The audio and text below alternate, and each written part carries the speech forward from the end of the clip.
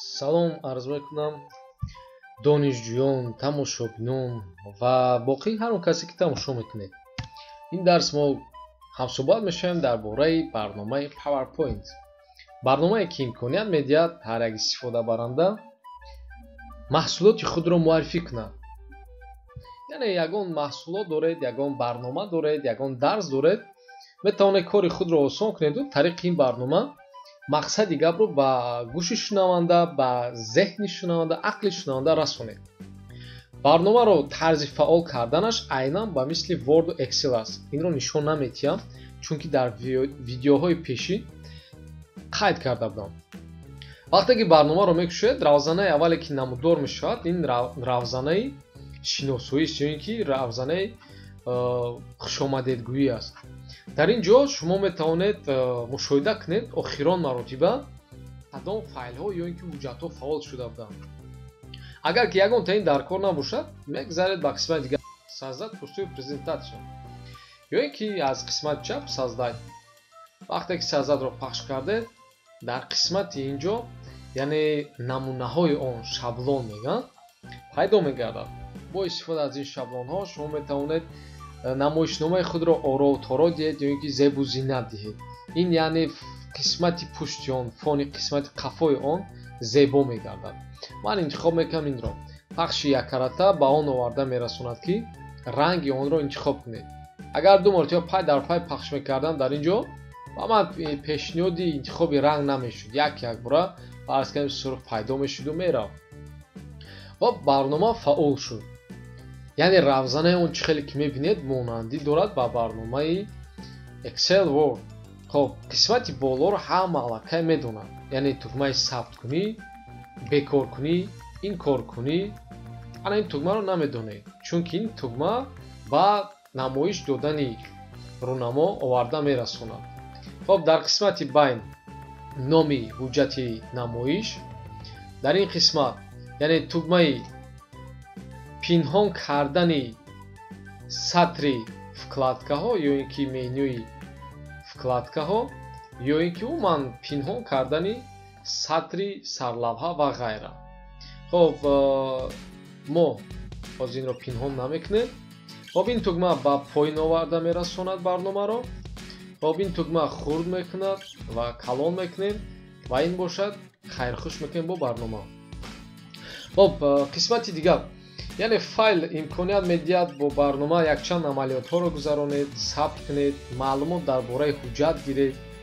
яъне ҳуҷҷат аз чанд слайд иборат аст, лекин шпионский чизо аст. хоб андозаи он чӣ гуна аст, чӣ қадар аст, хоб кадом теғаҳоро дорост, аз ҷониби кӣ сохта шуд, кай сохта шуд, кай тағйирот дароварда шуд, чанд маротиба чоп карда шуд, ҳамин хел имкониятҳоро дорост. хоб метавонед бо чӣ гуна ном сабт карданро низ аз ин ҷо интихоб кунед. ногуфта намонад ки ҳар як вкладкаҳо дорои компонентҳои худаш аст, яъне имкониятҳои худаш аст. ҳар як вкладка, яъне банди менюе ки шумо интихоб мекунед, ва имконият медиҳад ин ё он амалиётро иҷро кунед. хоб қисмати главная вставка монандӣ дорад ба барномаи Word Excel. яъне дар барномаи Word ҳам ҳамин чизҳо буд, ино такроршаванда ҳастанд. хоб вставкам яъне тарзи гузоштан, агар дар он ҷо сурат, таблица инҳо мебошад, дар ин ҷо як банди нав пайдо шудааст, ном дорад создать слайд. ан акнун мегзарем ба қисми аз ҳама муҳим. дар барномаи PowerPoint майдони кориро ташкил медиҳад слайд. яъне анамин ном дорад слайд. мо дар Excel катакчаҳо, яъне асоси кор бо барномаи Excel-ро ташкил мекард. ҷадвалҳо, дар Word бошад варақи корӣ, дар ин ҷо слайд. яъне худи презентатсия чӣ аст? намоиш маҷмӯи слайдҳо, яъне слайдҳои бо ҳам алоқаманд бударо метавон намоиш гуфт. ҳар як слайд дар худ иттилооти гуногунро метавон барбар гирад. тарзи илова намудани слайд чунин аст. главная метавонед дар ин ҷо пахш кунед, слайди нав ташкил шавад. ё ин ки тугмаи поини онро пахш намуда интихоб мекунед намунаи слайдро. слайде ки бидуни ягон эффект, ягон навиштаҷот ба мисли ҳамин бошад ё ин ки ягон тарзи дигар. роҳи сеюм дар болои слайди мавҷуд буда тугмаи тарафи ростро пахш мекунед. метавонед ҳамин слайд чизе ки дорад ҳамонро дублировать кунед ё ин ки слайди нав созед.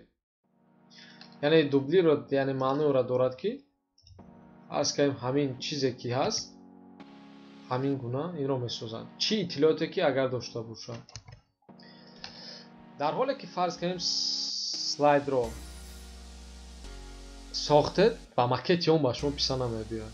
тугмаи тарафи рост макет интихоб мекунем дигараш. чо макети мо дигар шурӯъ мекунем. хоб фарз кардем барномаи рӯнамосоз.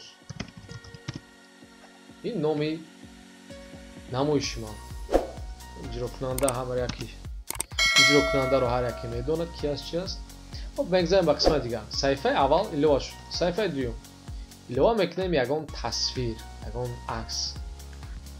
фарз кардем медароем ва дар ин ҷо интихоб мекунем ана ҳаминро. имкониятҳои барномаи рӯнамосоз. хоб аслан ин барномаи рӯнамосозро метавон таҳриргари рӯнамосоз гуфт ё ин ки виростори рӯнамосоз.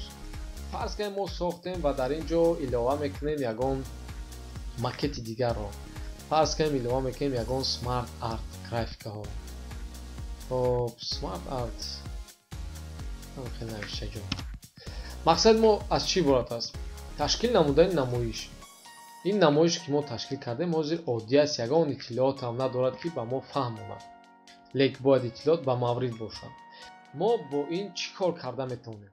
мо метавонем рангу бори ҳамин макетро иваз кунем. барои ин медорем конструктор ва интихоб мекунем аз ин ҷо варианте. пахш мекунем ба тугмаи поин. интихоб ранги намоишро тағйир медиҳем. шумо дар баробари ранг метавонед боз ҳуруфи онро тағйир диҳед. ин навиштаҷоте ки пайдо мешавад эффектҳои вайро ва стил фонт фарз кардем қисмати қафои он, пушти он. яъне бо истифода аз конструктор шумо метавонед макетро иваз кунед. чӣ кор кунем ки дар байни дигар макет гузошта шавад? медорем конструктор равзанаи поинро фаъол мекунем ва нишонаи мушро мебарем. агар ман ҳозир тугмаи чапро пахш кунам ҳамаи он тағйир мешавад ба ҳамин. лекин ба ман ин чиз дар кор нест. ман мехоҳам танҳо як тоаш иваз шавад. нишонаи мушро меорам тугмаи тарафи рост приминид к выделенным слайдам. яъне слайдҳое ки шумо интихоб кардед ҳамон тағйир меёбад. халос.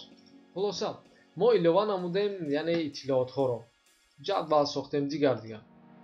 чӣ хел вайро тақвият бахшем? оро торо диҳем. барои ин медорем переходи. шумо метавонед байни слайдҳо эффектҳо илова кунед. эффектҳои гузариш. фарз кардем ҳамин хел, ин хел, ин хел ва дедам хел. ҳар яки ин боз мавқеъ худро иваз мекунад. фарз кардем аз тарафи рост ба чап нею, баръакси ҳол аз чап ба рост. инаш аз поин ба боло. инаш фарз кардем аз боло ба поин. барои намоиш додан якчанд роҳ аст. метавонед ба ин ҷо пахш кунед, ба ин тугма, ё ин ки ба ин тугма пахш кунед. хоб мо на инашро пахш мекунем, на онашро. мо пахш мекунем тугмаи F5-ро. вақте ки тугмаи F5 пахш шуд, намоиш аз аввал шурӯъ мешавад. дар ҳоле ки хоҳед аз ҳамин мавқеъ ё ин ки макон намоишро шурӯъ кунед, тугмаи Shift F5-ро пахш мекунед. намоиш пайдо мегардад. аниматсия. аниматсия дар ҳоле лозим мешавад ки ба объектҳои дар барнома иловашуда, навиштаҷот, сурат ва ғайра эффект дода шавад. то он давре ки шумо навиштаҷотро интихоб накунед, аниматсия фаъол намешавад. бинед бекор аст. интихоб мекунед ва пас он ягон аниматсия.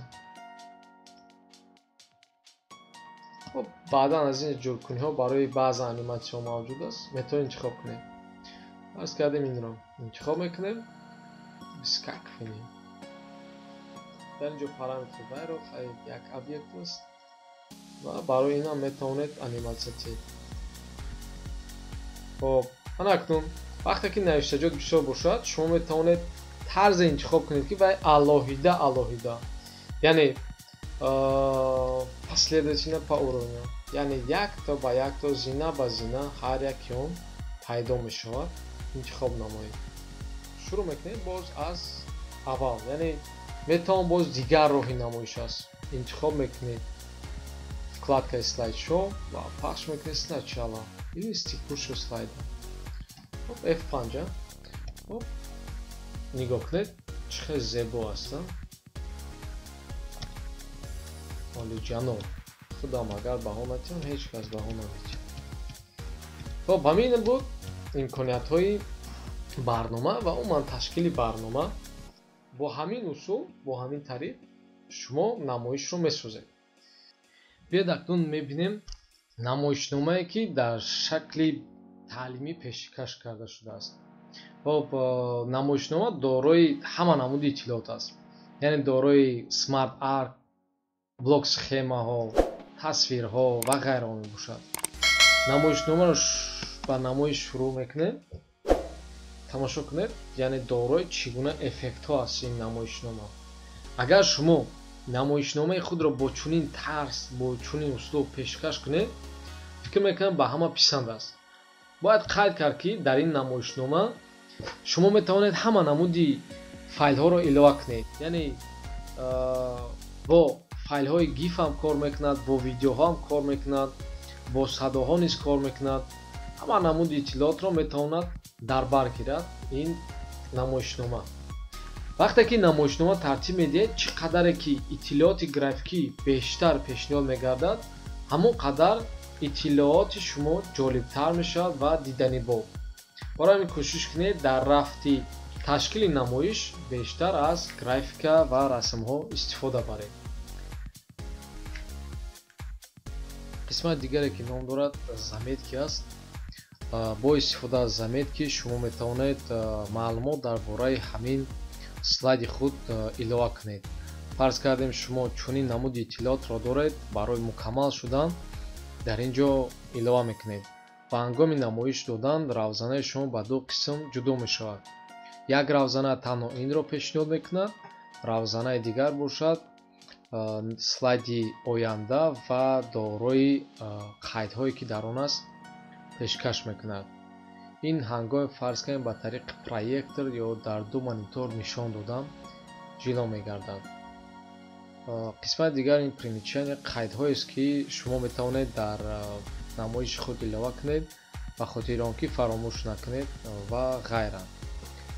қисмати дигар дар ҳамин қисми поён ин иваз намудани намуди зоҳирии майдони корӣ. айни ҳол намуди зоҳирии майдони корӣ мо ин оддӣ аст, муқаррарӣ. онро метавонем ба дигар тарз яъне ба тарзи хондан гӯё табдил диҳем ё ба тарзи намоиш додан. ё ки дар умум метавонем андозаи саҳифаро васеъ ва хурд намоем аз ҳамин қисмат. барои ба тарзи автоматикӣ фаъол намудан ё ин ки ба кор андохтани намоиш ба мо лозим мешавад ки онро сабт намоем ва ҳар лаҳза чанд соние ки лозим мешавад дар ин ҷо пешкаш мекунад. бо ҳамин роҳу усул шумо метавонед намоишномаи худро ба тарзи автоматикӣ пешкаш кунед.